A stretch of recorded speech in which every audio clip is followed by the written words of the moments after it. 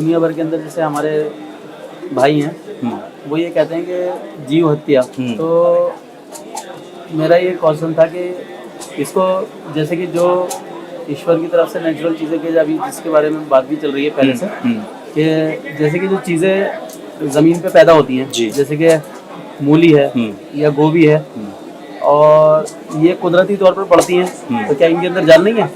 अच्छा, आगे आपका कोई क्वेश्चन? मेरा ये मतलब ये किससे जुड़ा हुआ है कि जीव हत्या से?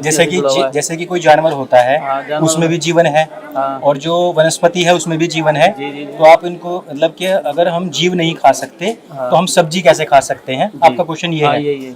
जब हम जीव को मारने के लिए चलते हैं तो जीव क्या अपनी रक्षा के लिए भागता है अथवा वहीं खड़ा रह जाता है? मेरा ये क्रॉस क्वेश्चन है एक छोटा सा।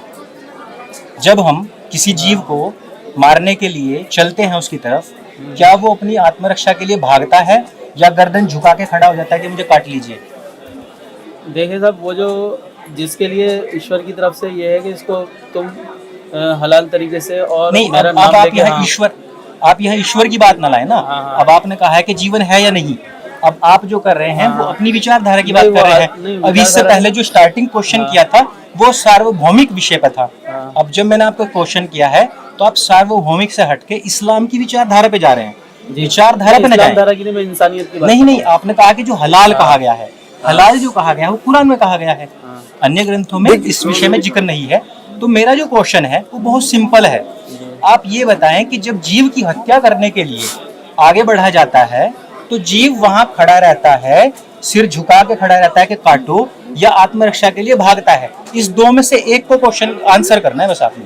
नहीं, वो खड़ा रहता है। चलिए मैं कह देता हूँ आपके लिए। अच्छा, वो खड़ा रहता है, वो भागता नहीं है और वो किसी प्रकार का अपना ये जान बचाने के लिए छुटपटाता नहीं है। नहीं, भागता है, छटपटाता नहीं है। मैं उनसे एक बार कंफर्म नहीं भागता है वो, लेकिन वो जब उसके लिए वो चीज़ जब उसको ज़बह किया जाता है या उसको वो किया जाता है तो वो उस सिस्टम के अनुसार अगर उसे किया जाता है तो उसको वैसी तकलीफ नहीं होती है।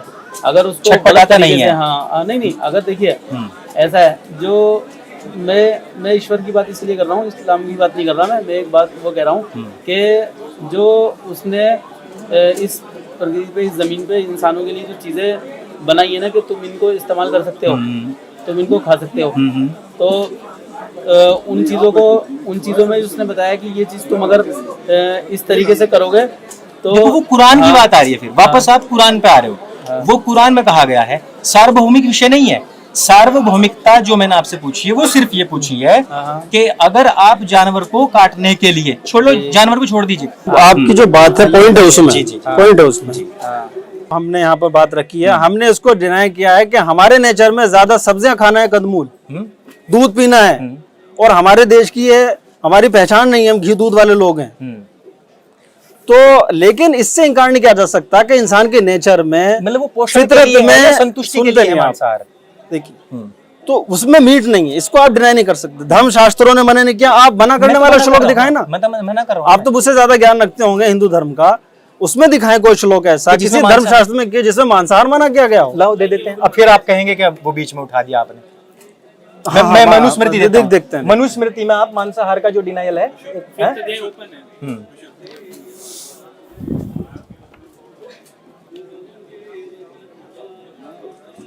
श्लोक नंबर 10 ये देखिए, ना कृत्वा प्राणिनाम हिंसा मांसम उपद्यते क्वचित न च प्राणिवधः स्वर्गस्थ्य मांसम विवर्जयेत।